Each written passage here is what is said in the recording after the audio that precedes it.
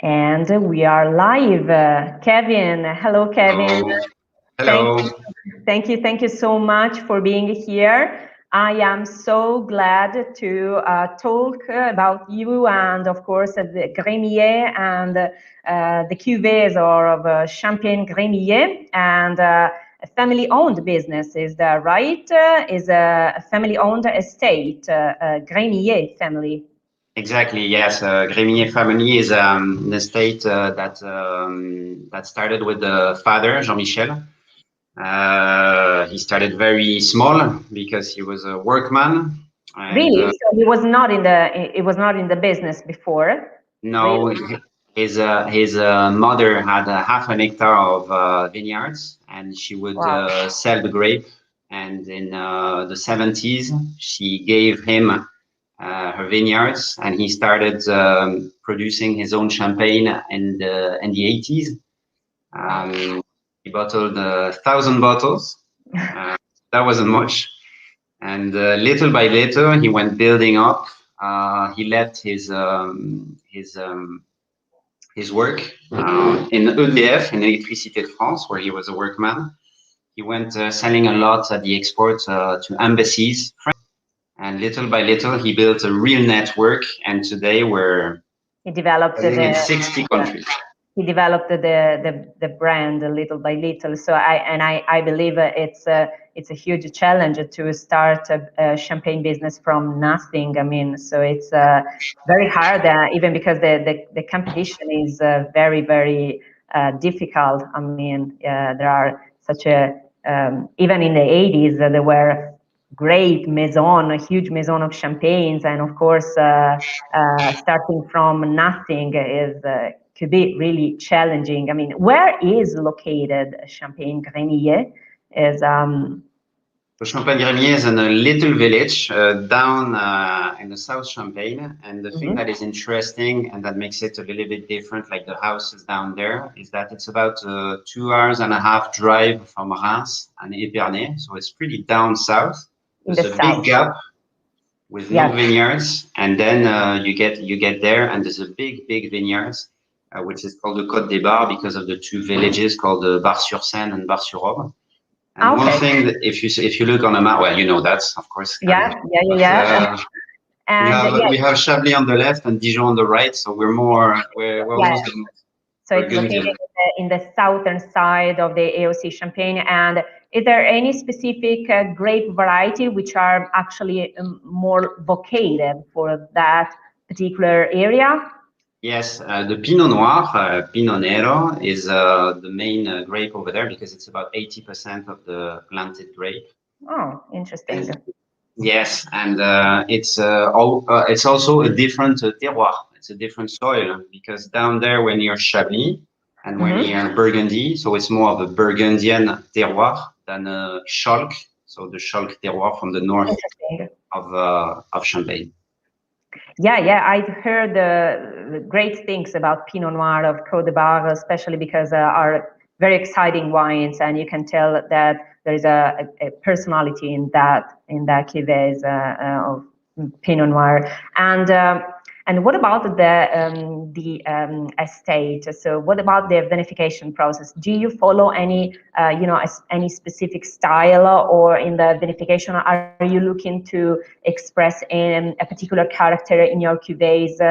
I mean, champagne. You can actually pass me the word. You can play with so many things. You can play with stainless steel tanks, with oak in the vinification process, and of course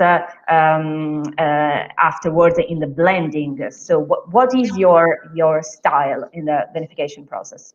What I usually say in Champagne is that the big difference between the terroir of the north and the south of Champagne is that Pinot Noir from the Côte des Bars gives a lot of generosity, a lot of aromatics, and earlier maybe than the Chardonnay, for example, from the chalky terroir of the north of Champagne, which is going to be maybe more floral and more time to express itself.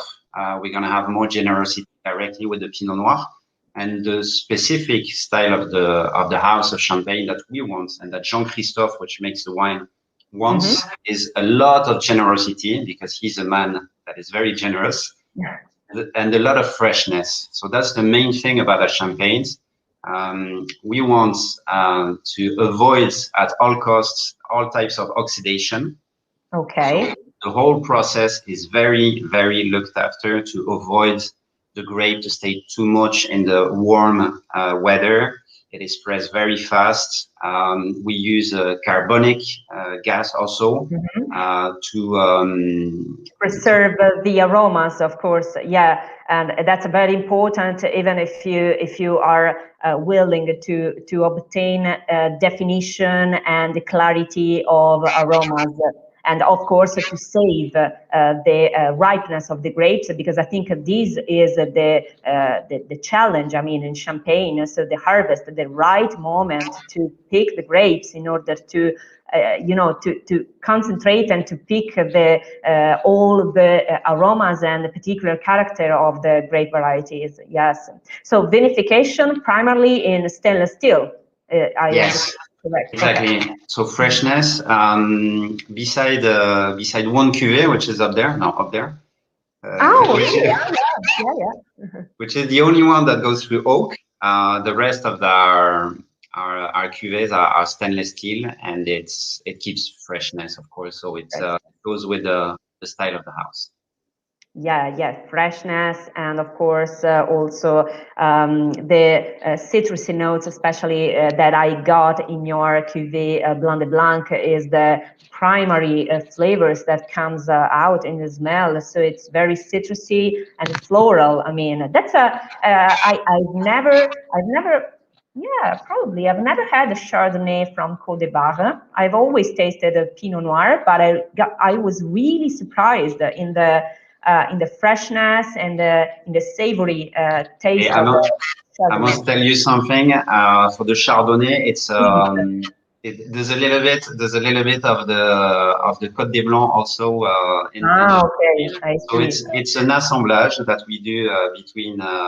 To be totally honest, between some Côte des Bar Chardonnay, a little bit of Mongueux, so very near Troyes, and also we have a supply just for the Chardonnay of the Cuvée Évidence, also in the Côte des Blancs, which is Cramant and Grand Cru. Okay. So it's there is also personality in this Chardonnay. Yeah, I really got blending. Yeah, because also, either in the smell, but also in the taste is very, has got personality, freshness, has got density, has got finesse, longueur. So it's, very, very nice Chardonnay.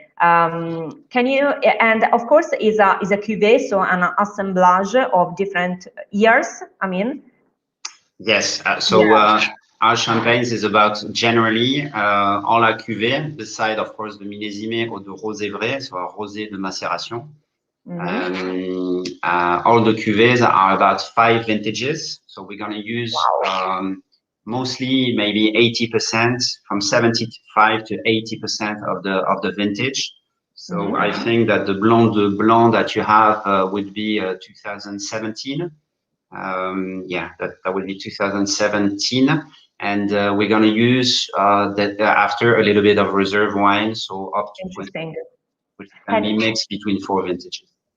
And I mean, is Jean-Christophe who takes care about the vinification blending, or is it also supported by someone else? I mean, how does he make decision about blending and all the things? He keeps tasting the cuvées all the time. I think that is a secret, well kept. Like in Champagne, everybody keeps their secret. We cannot say it. No, but I mean, I've been there. We have a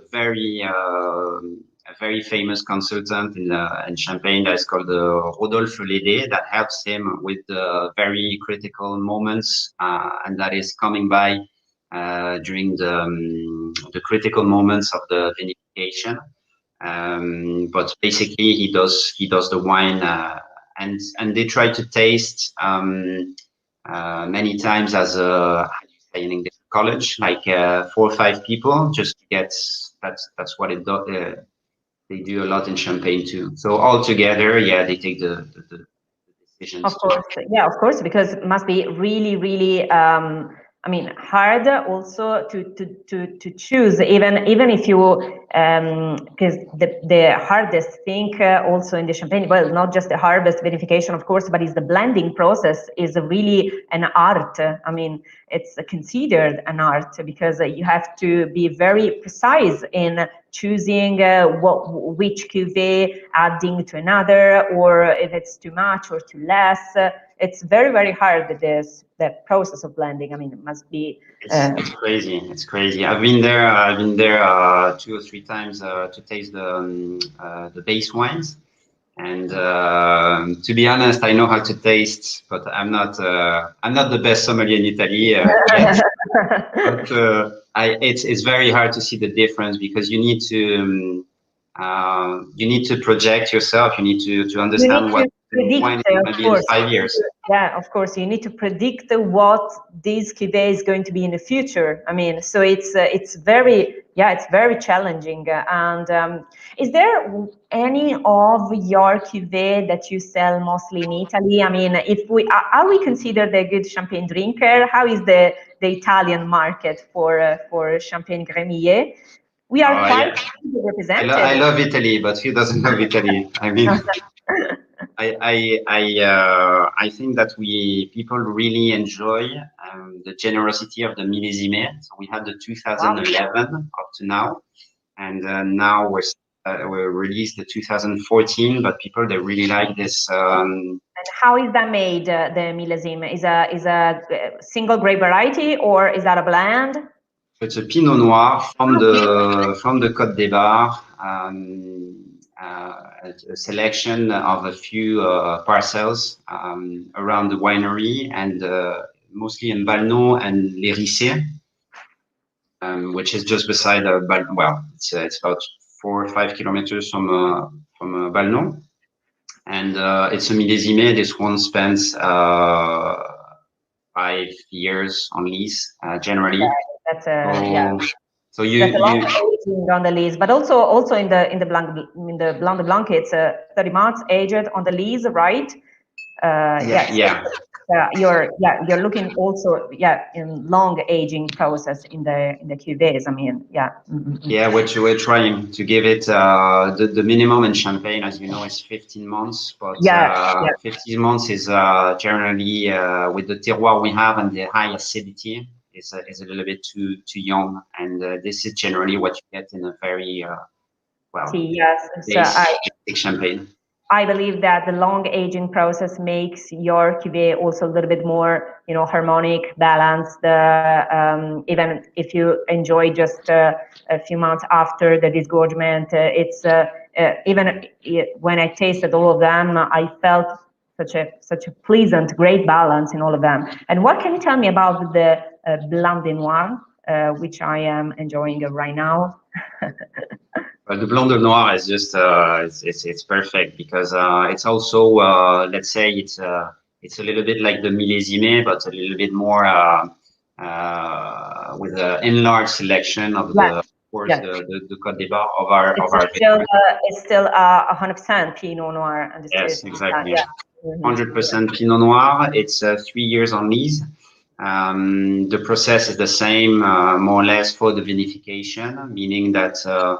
Well, if you go through vinification, it's going to be pressing, keeping the freshness of the grape, then decanting. That's about 16 to 24 hours. And when it's decanted, it starts vinification in stainless steel. Very, very interesting Pinot Noir. I got richness here in the nose, very richness of fruit, and also I can get, especially in the fruit, I can get orange peel, which is really interesting and typical. Then I got also hints of spice, exactly. There are sweet spices and hints of pepper, maybe white pepper, or kind of similar. And it's a full body wine. Actually, you can taste the power of the Pinot Noir here. but very rich contours. Yes, very pleasant and quite long finish. Yeah. What kind of food would pair this? Do you have any suggestions in food pairing about this with I was thinking actually, since we talk a lot about pepperly nuts with the Blanc de Noir, so you pinpoint what we generally say with this wine, and I just thought about cacio e pepe. Maybe it would go well.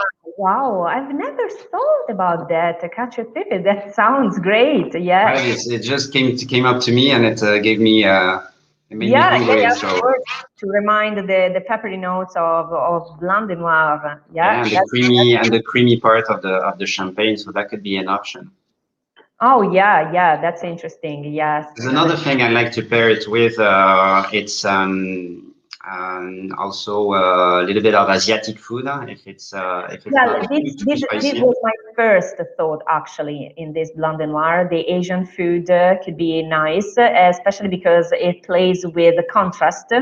So it could be very interesting with a little bit of spicy food, maybe chicken with curry, or chicken with almonds. That could be interesting also. Yeah, that's nice. And about the cuvée évidence, there is one of your cuvée which is called évidence. So what does it mean? Is there any particular reason, and what makes the cuvée évidence different than others? It makes a difference because I think that when they first tasted it, Jean-Christophe and Anne, they didn't know how to call it. They didn't know that they wanted to release a champagne that was so different than the rest of the. I mean, it's not that different, but something that would go through oak. So it was some kind of experiment. And when they tasted it, and they thought, "Wow, yeah, we did something good there," and they say, "We need to release it. Should we release it?" And they say, "Yeah, I think it's une évidence." How do you say in Italian? L'évidence is. You know, in Italian, we are not synthetic in words. You know, we always like to talk a lot, so it's not easy to say in just a few words. Okay, because évidence is not the same word in English. Yeah, it doesn't mean the same. Yeah, it doesn't mean the same. Yeah. And I mean, your Maison is quite, the Maison you're working for is quite traditional in approach, but I think in the Cuvée Évidence, they are looking also for more experimentation and tasting maybe something also different also in the, but always keeping the style of clarity and definition in the wine. So this is what I appreciated. And what about the rosé? Because you also make a rosé. Yes. About the Cuvée Évidence, just a word. I feel it's really like a side, the Burgundian side to our house also, because you know that it is made like a Burgundy wine, meaning that it stays 6 months in the barrel, fermentation, malolactic, batonnage. So it's all made like a Burgundy wine. And it's then it's like Burgundy. Yeah. So it's very, very similar approach actually. Exactly. Yeah. And actually the taste for me is like a little bit like that. You feel that you have these really strong notes, like you would have like maybe a Meursault, Chassagne. Oh yeah, definitely. This type of how we say gras, like it doesn't sound good, so. No, it actually tastes really, really good. Yeah. And then the Rosé Vrai is really something that is that we started working with the 2014. Rosé Vrai means the real, the true rosé, right? Yeah, it's a way to say that, you know, that most champagne are false rosé, since explain this, because rosé is mostly made with assemblage or following other particular vinification approaches. How is mostly rosé made in the false way? I mean. So rosé in the history of champagne wasn't too much part of the elaboration. In Champagne, people wouldn't produce rosé, but then it became so big. But that was maybe in the 50s or 60s that the champagne producers, they started to try it. But when they saw that during maceration rosé, the champagnes wouldn't last in time long, and they would fall in acidity. And they wouldn't, they couldn't, how do you say, perform well in the extraction. Yeah. So they decided to mix a little bit of red with some white, and that's why we call it assemblage, which means blended rosé. But then a few houses started to launch a rosé, which would be a real rosé, meaning a rosé de macération. So using the extraction from the grape to taint it and to give it all its personality. And since then, a lot of houses have started to do it. And today, well, it's something that is pretty much democratized in the houses. Not everybody does it because it's very, very tricky. It's hard, tricky. That's because you have to always to find the right point of extraction. Because otherwise, if you, I guess that you take the extraction longer, you extract too much tannins and you bring bitterness in the cuvée, and this is very unpleasant flavors, that you don't want in the cuvée. Exactly. So you, when we talked earlier on about tasting base wine and imagining it, how it was going to be in 5 years, you have to do the same thing with the rosé, but at the same time, you need to do the extraction. So it's very, very tricky. Extraction for us, I know that generally it's between 10 and 24 hours, depending on the temperature. But I think the one you have, so that would be 2017 or 16. So that lasts for maybe 16 hours. So you need to stay the whole night. And go tasting to make sure that it doesn't go sideways. Because if you passed it, it's gone. You're gonna have a bad rosé. Of course, it's gone. And you can't mix it. You can't. The reserve wine helps to correct. But there's no reserve wine because you just do one. We have one tank, so. No, of course, there is actually no way to adjust. In the other, of course, you are still in time to do something. But then, if you are gonna pass that moment, it's gone. So it's very hard. And have you ever, in all the cuvées, have you ever tasted, older vintages of your millésimé? Have you ever tasted how your champagne could develop in time? Yes. So I had the chance to, even the basic champagne. I remember Stéphane once that brought something that was from maybe the 90s that he kept. Oh, really? Yeah, and it was a champagne. Yeah, could it be possible that a champagne could last so long? Yeah. I think it's something that I always explain to people is that it depends on the tastes of people. I'm not I'm not very fond of, for example, I love Burgundy wines, but I'm not too fond of very old Burgundy wines. I haven't tasted all you've tasted, so maybe I would be at the end of the day, but so far. Maybe someday you will change your mind. Yeah, maybe. Maybe. But basically, what I've tried had no defects. No, it was still clean, and it had developed like incredible almonds and very dried fruit aromas. So it's something when when you have something that holds so much and that is still good. It means that it can. Of course. Very good elaboration. This is what actually I got in what I felt in tasting the cuvées, because every time when I taste a wine, at the end of the tasting, I say and I ask to myself, would you keep or would you drink now? Would you keep this bottle for further aging, or are you gonna drink the bottle in a in a short term, is this a wine which is going to last? I mean, and in all of this cuvée, I actually tasted freshness, savory, very expressive and crispy aromas that makes me think that they could also be able, to last even for some years. I mean, and that could be an interesting thing to do, to taste. Yes, exactly. We're doing it. We have a vinothèque, but it's been only maybe. Do you have? Do you have in your at the winery library? I mean, a library of all the vintages. Yeah. Yes, unfortunately, they started it maybe.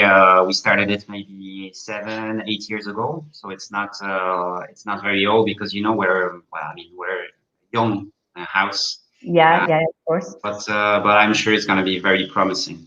I do have a few cases here, so I can call you back in 10 years and we can taste it together to see how it's. Yeah, that'll be great. That'll be great. Yeah.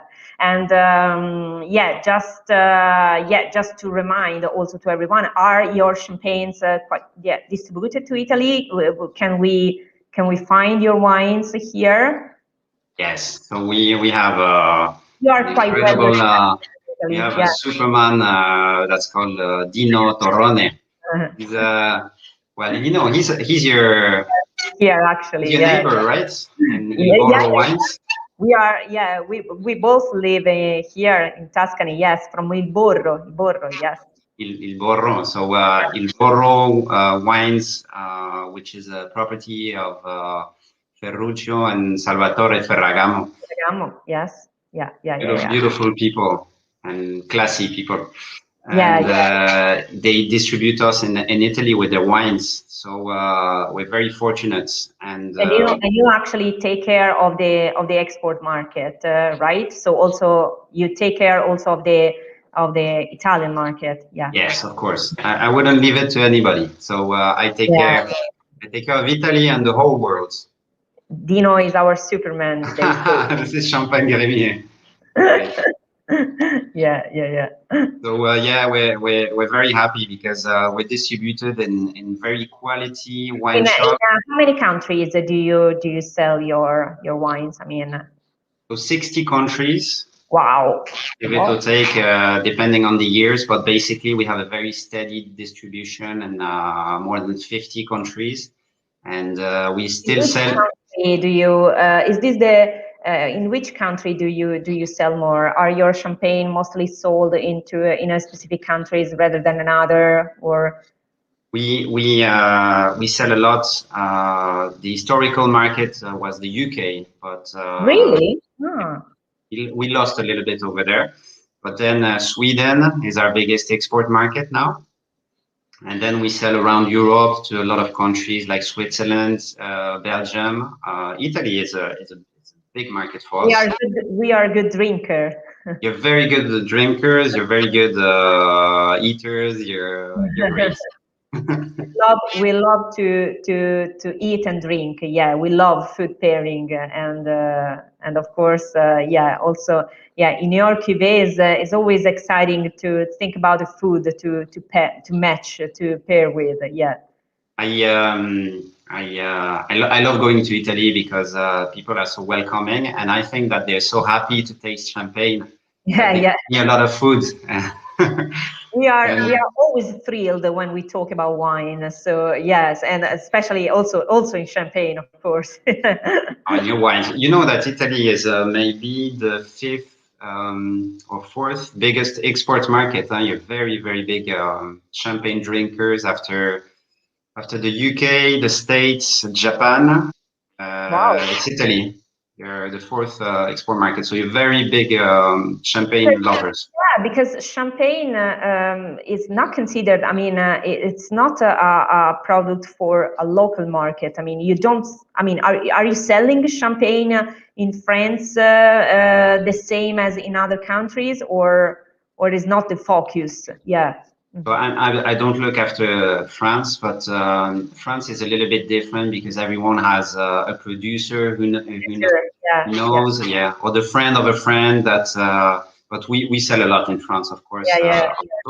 The big difference is that maybe export we find a quality like fine wine quality distribution. So we will never be in a supermarket. We always go through very trusty, long-lasting relations through local distributors, wine shops, restaurants, and that's the best. It's the best way. That's great. Yeah, that's the best, of course.